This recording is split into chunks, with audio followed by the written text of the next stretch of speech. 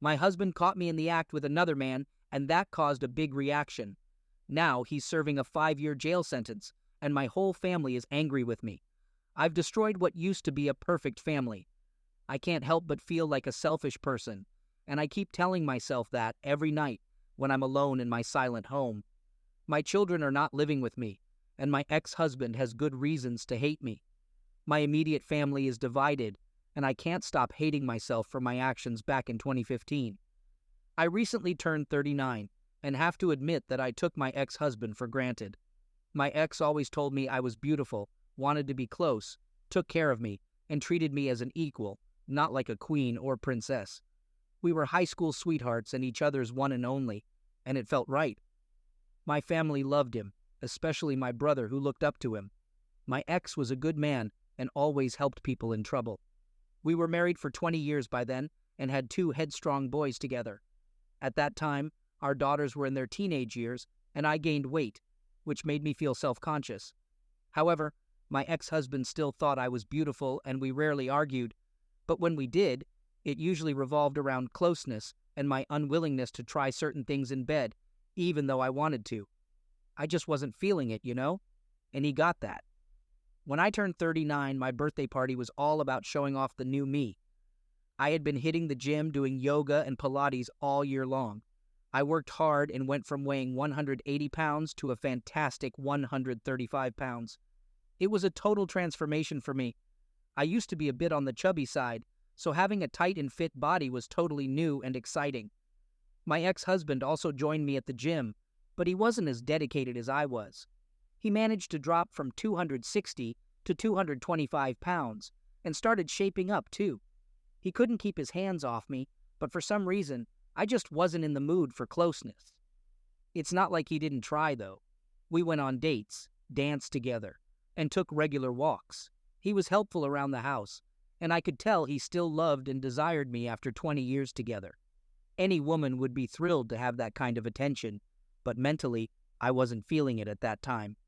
I thought maybe I was going through early menopause because we only had closeness a couple of times a month, and once I was satisfied, I was done. But he wanted more, and no matter how hard he tried, I just wasn't interested. So, my ex-husband suggested couple counseling, but I turned it down, showing my selfishness. Soon after my birthday, a younger and attractive new manager joined my office, and he seemed interested in me for some reason. At first, I ignored him, but then we started chatting casually. Eventually, he started flirting, but I showed him my wedding ring. However, after 2 months of continuous flirting, I started flirting back, sharing details about my life, and couldn't stop thinking about him. Looking back, I realize it was an emotional affair, but at that time, I was caught up in the excitement. My ex-husband sensed that something was off with me, and we had a heated argument about it, which I believe I started.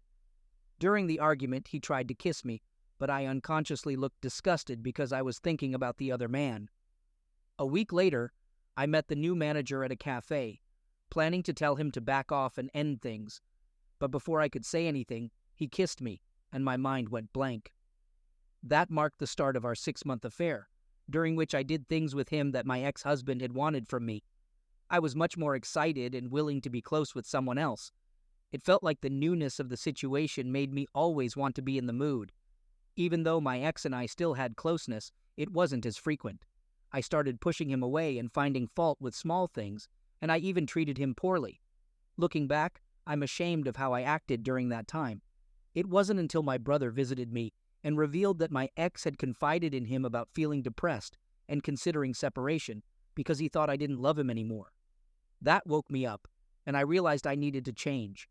I immediately ended the affair, quit my job, and decided to make my husband feel loved and wanted again. I was determined to be a better wife.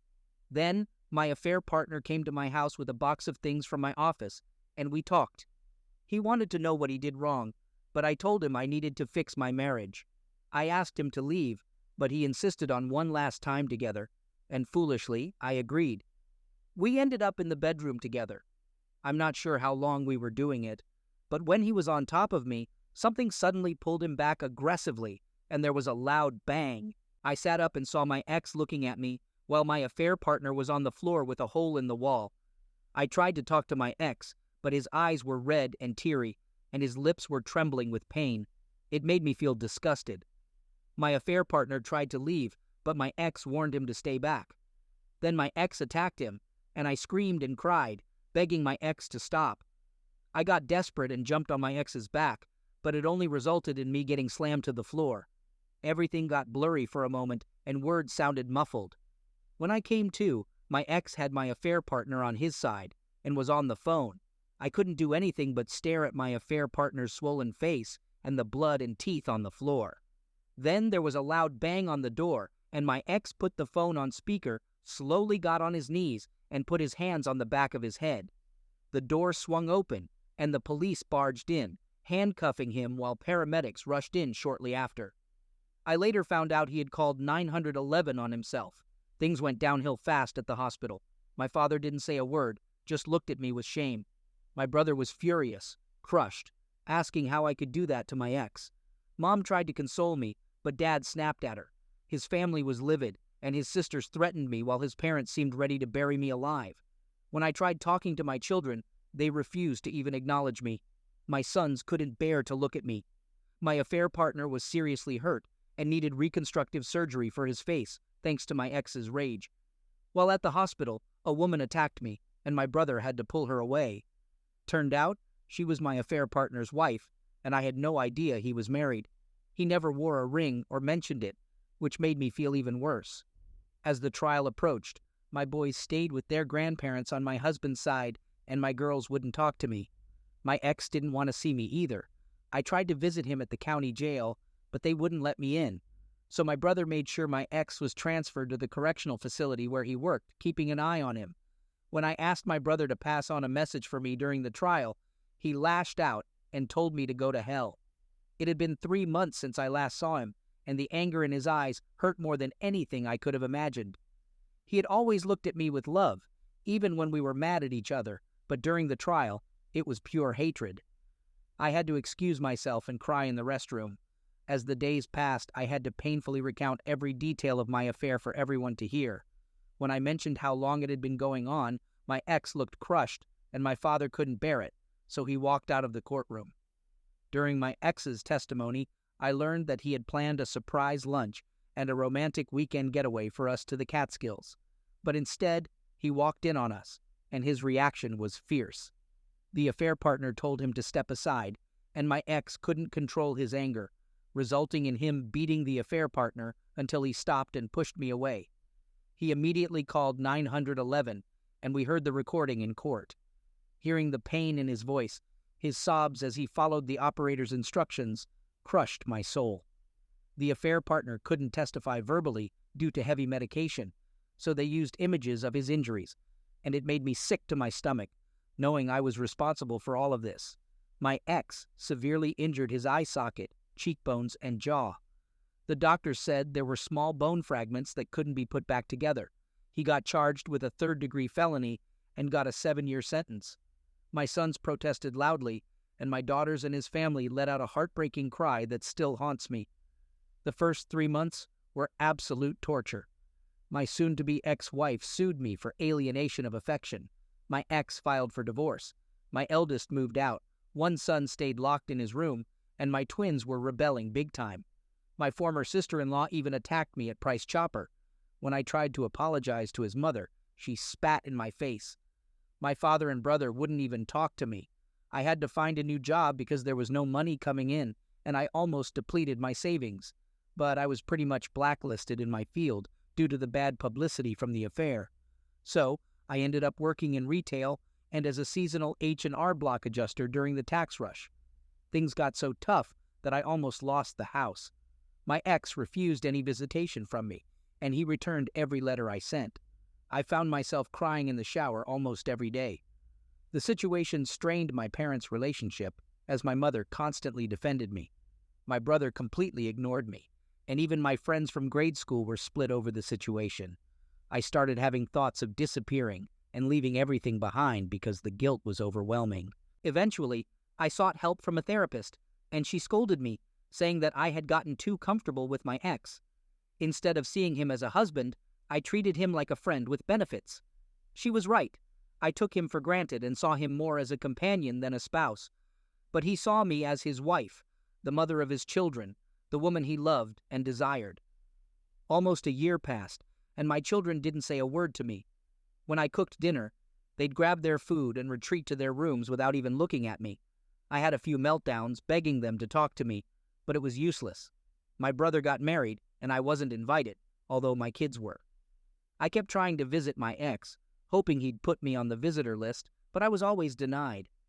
My letters to him kept coming back, and it made me feel deeply depressed. I knew I deserved it. Then, out of the blue, my brother showed up at my house. I was surprised and happy to see him, but he came just to scold me and inform me that my ex was in the infirmary after being stabbed. In his cell, an inmate attempted to offend my ex, which led to my ex getting stabbed in the stomach and the inmate breaking his spine. My brother was furious at me, telling me that I had caused all of this before storming off to his truck. I cried for days because deep down, I knew he was right.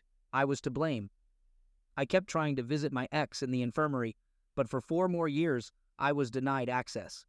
I tried talking to him and wrote letters, but they were all returned.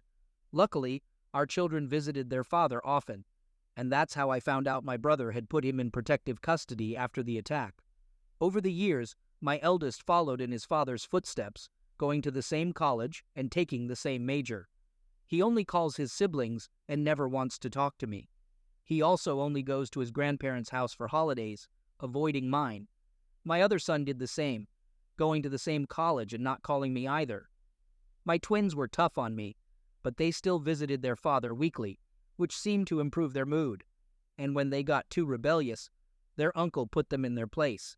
But even with all this, my brother and I barely spoke. I tried to visit his wife when they had their first child, but I was asked to leave. My mother kept me updated on what was happening in their lives, so at least I knew what was going on with them. My father still wouldn't acknowledge me.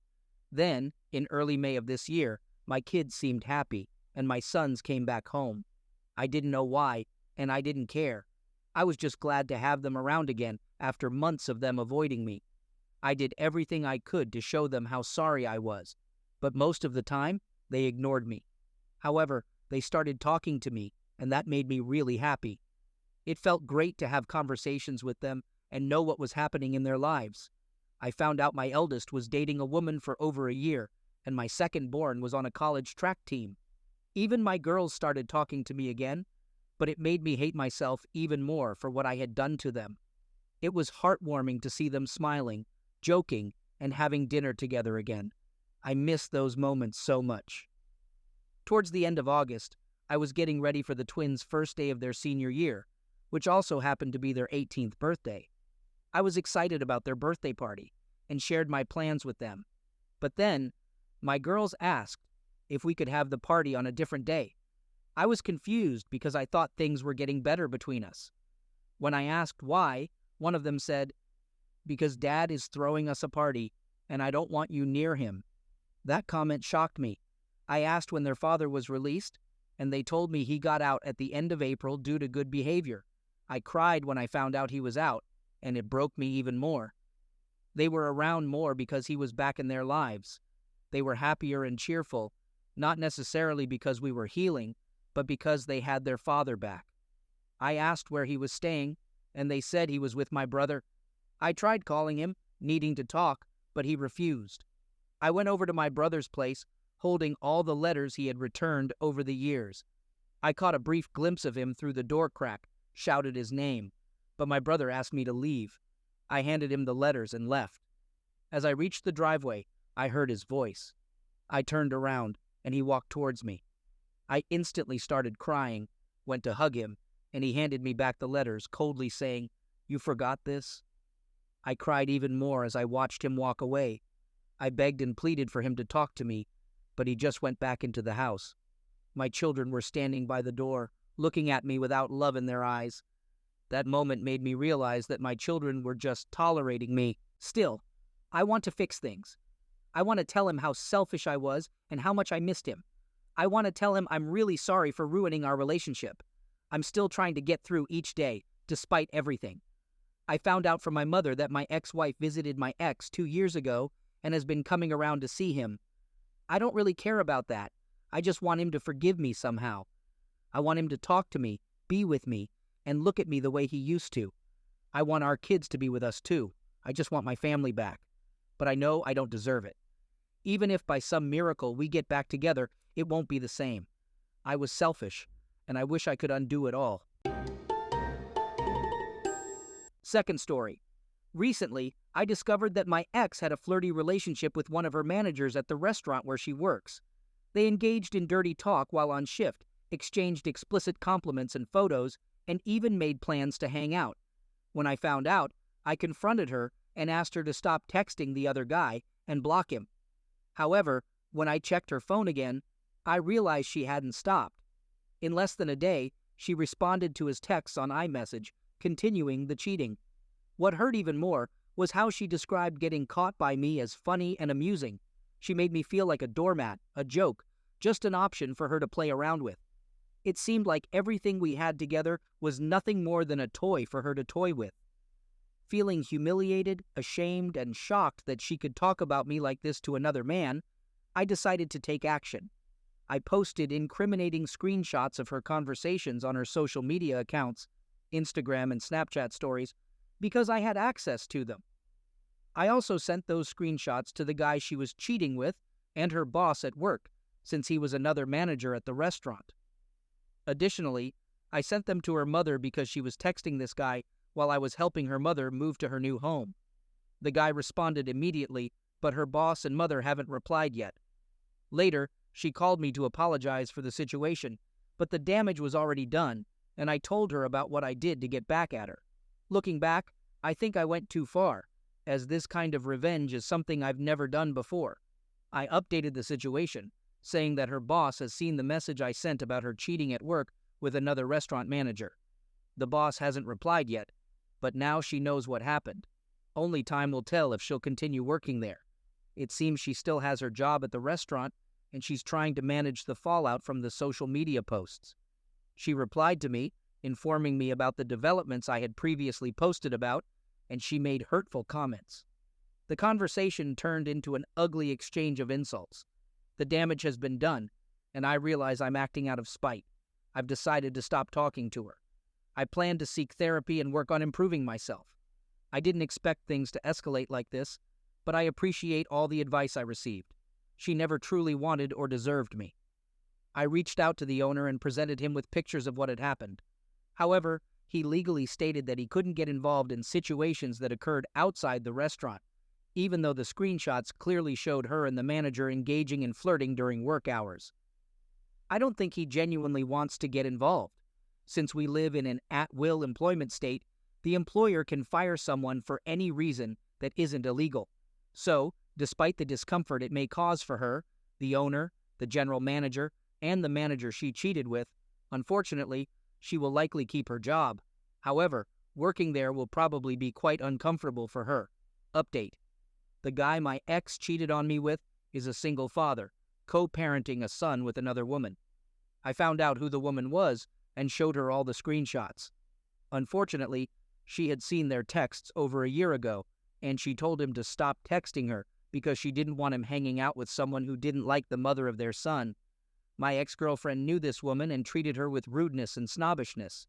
They are not together anymore, so she didn't know the exact duration of their relationship, but she knew they exchanged many texts. Surprisingly, their relationship ended too, because he was cheating on her with another woman from the same restaurant when their son was very young. It's ironic that my ex talked about not wanting to be a single mother and despising her father for cheating on her mother while she was pregnant, yet she was willing to play the role of the other woman. Third story. I was born in India. When I was 10 years old, my dad got a job in a small country town in Australia, and we moved there. It was tough because I was small, overweight, had a different skin color, spoke with an accent, and didn't understand the culture. Some crazy kids at school bullied me, and life was difficult. Fortunately, I worked hard and maintained good grades, which led me to receive a scholarship for studying science at a major university in a big city. On my first day of university tutorials, I noticed a shy and awkward-looking chubby Indian girl sitting alone. Her name was Ronnie, and she also came from a rural town. She had recently moved up here with her second cousins. We quickly connected over our shared experiences of how difficult high school was and how nice it felt to be in a diverse city. We discovered that we had many common interests and ended up joining the same university clubs and societies, such as video games, board games, Indian cultural clubs, and ballroom dancing. After spending time together for about a month, I mustered up the courage to ask her out. She was the first girl I ever asked, and to my delight, she said yes. We kept our relationship a secret and became each other's first everything, including our first kiss, love, and official partner. After a year of secretly dating, she moved into my apartment, and life was incredible. We never argued, had zero problems, shared similar hobbies and friends, were constantly attracted to each other, and felt love every day. It was like a perfect fairy tale, just two lovebirds building a life together. After dating secretly for 2 years, we decided to introduce each other to our families. My parents are conservative Muslims, but they were okay with me dating around, especially since I had chosen an Indian girl they could relate to. On the other hand, her parents were initially harsh and aggressive, but when they met me, they quickly grew fond of me. The only problem was that they wanted us to get married right away. Ronnie and I had already discussed our plans. We both wanted to pursue medical school after completing our bachelor's degrees. We also desired a family and a stable life, but we had decided to wait until after medical school to start that chapter. However, after meeting her parents and some soul-searching, I changed my mind and decided to accelerate the plan. I planned to propose to her for marriage in 2 years after we finished our bachelor's degrees. We would get married during the 5-month break after university, travel a bit, enjoy a honeymoon, and then begin medical school together as a married couple. During this time, I also decided to work on myself by losing excess weight and becoming the attractive groom she deserves. Both she and I were overweight, but our weight didn't bother us, and we found each other attractive regardless. Nevertheless, I wanted to improve myself and become the attractive man she deserves to be with. Ronnie initially supported my weight loss journey. She liked the new me, the increased energy and confidence I had gained. After a year, I had lost 30 kgs and reached my ideal body weight. I started working out and building muscle mass. However, as I transformed, Ronnie became more insecure about herself. I constantly reassured her that her weight wasn't an issue for me, but we began having more fights. She was annoyed that I cooked my meals and didn't eat out with her as much. I spent a lot of time at the gym and she felt I was too attractive for her. I kept reassuring her, but things only seemed to get worse. With 1 year to go before graduation, I discussed my plan with Ronnie's father. I asked for his consent to marry Ronnie with the understanding that we would get married after graduation to avoid wedding stress while preparing for medical school. He happily agreed. 8 months before graduation, Ronnie started acting distant and strange. I sensed something was wrong, initially attributing it to the stress of med school exams and coursework. However, after 2 weeks of coldness, I discovered a suspicious messenger message on her laptop from another guy. Ronnie had this friend who resembled the dumb, overweight brother from the show My Name is Earl.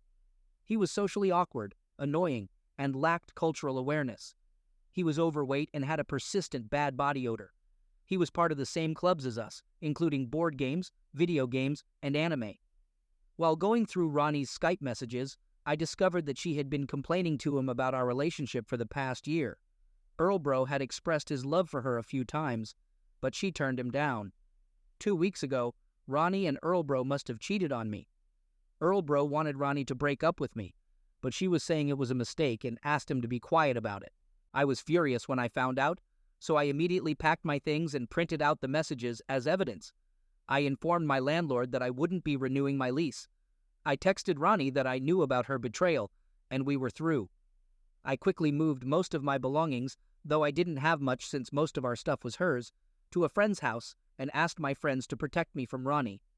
Well, Ronnie discovered what happened and became extremely angry. It seems she rushed home and noticed that my belongings were gone. She went to our mutual friend's house and broke down crying. She attempted to contact me, but my friends deleted all her messages and so on. She claimed that her involvement with Earlbro was a drunken mistake and insisted that she never meant to hurt me. According to her, the reason she cheated was because she thought I was getting fit to find a better girlfriend an upgrade from her, which is ridiculous. She asked if we could meet again for another chance or closure, and so on. However, I made up my mind to never speak to her again, and I have successfully stuck to that decision. Ronnie's dad started bombarding my phone with calls a day after I broke up with Ronnie. He aggressively demanded an explanation for why I broke her heart. Her 2 older brothers also called and made threats, but I chose not to respond to their voicemails. Instead, I decided to send a lengthy email to both Ronnie and my parents. In the email, I poured my heart out, explaining how I had envisioned marrying Ronnie, but she had cheated. I included screenshots of her messages as evidence. I also apologized for causing a scene and for potentially affecting our family's reputation, as family status is significant in Indian culture. I expressed my need for space so that I could focus on preparing for medical school. Within an hour of sending the email, Ronnie's dad called me, expressing deep remorse. He said Ronnie was very sorry and that her actions were a mistake. He even offered to come and beg for forgiveness, and surprisingly, he also offered me money. I accepted his apology, but I made it clear that I didn't want any further contact with Ronnie or her family. I wished them all the best. A week later, Ronnie's family came down to our city. They took her back to their hometown and withdrew her from her courses. As a result, she couldn't graduate on time or apply for medical school. She returned 1 year later to complete her course, but unfortunately, she failed. Subsequently, she spent a year living at home and remained unemployed before finally finding a retail job. During this time, she gained a significant amount of weight, and her appearance changed dramatically. News of Ronnie's cheating spread within the Indian community, leading to her family being ostracized. Now, Ronnie is dealing with severe depression, and her family resents her for tarnishing their reputation within the Indian community. I left for med school in another state, and I got in touch with several Indian parents who wanted me to tutor their kids. One girl I tutored, Amina, amazed me. She was studying science and aspired to become a doctor. She was not only physically attractive, but also had a beautiful personality. Her smile could brighten up any room, and most importantly, she had a kind and caring soul. She actively participated in her community and volunteered not just to enhance her chances of getting into med school, but because she genuinely cared about helping others. After tutoring her for a year, I realized I was in love with her. I mustered the courage to ask her out, but she declined. Amina admitted that she liked me too, but she was religious and preferred an arranged marriage according to Islamic law. Although we weren't officially dating, I knew she was the girl of my dreams, so I talked to my parents about her. Our parents then arranged our marriage, with the understanding that we would be engaged for 2 years until we both completed our respective programs. During this time, we started dating as fiancés, which may seem a bit unconventional. Years ago, Ronnie and I created a bucket list of romantic activities we planned to do as a couple. Amina discovered the list, and after discussing it with her, she liked the idea and wanted us to complete the activities with some changes. Our goal was to finish the list before our wedding. As we completed each activity, Amina took photos and made a scrapbook to preserve our memories, such as hiking a mountain, salsa dancing, visiting the Great Barrier Reef, Rome, Paris, etc. A few months before our scheduled wedding, Amina shared our scrapbook on Facebook. Unfortunately, Ronnie somehow found access to it and sent Amina a harsh message, accusing her of stealing her idea. In response, Amina fired back with a fierce message defending herself and expressing how terrible Ronnie was. The whole situation escalated, and it seems the news of my upcoming wedding pushed Ronnie to the brink. She made threats about taking her own life, and as a result, she had to spend 3 weeks in a mental health ward. This incident caused a major scandal within our Indian community, and it happened 3 years ago. I have been married to Amina for 2 years now, and everything has been wonderful. She is currently in med school, and I am working as a junior doctor. We are now trying to have a baby. Last Sunday, my father received a call from one of his friends in another city who was arranging a marriage for his son. Ronnie's parents had proposed a match, and they contacted my dad to gather some information about Ronnie before introducing her to their son. My dad forwarded the initial email I wrote to this person and then called him to share Ronnie's story of cheating, dropping out of university, and dealing with depression. As a result, the guy quickly changed his mind and canceled the arranged marriage. He was grateful for my dad's advice and promised to warn others in his community about Ronnie's past. In the end, I didn't even have to confront Ronnie to seek revenge. Karma took care of it all, delivering justice on a silver platter. I now have a beautiful wife and a job I enjoy, while Ronnie's life is filled with misery and self-destruction. It all began with my desire to lose weight before proposing to her, and though it might not be considered pro-revenge, I find some satisfaction in the outcome. Perhaps those who are struggling with love might find some comfort or joy in reading this and seeing karma at work. I'm just passing on the message of karma.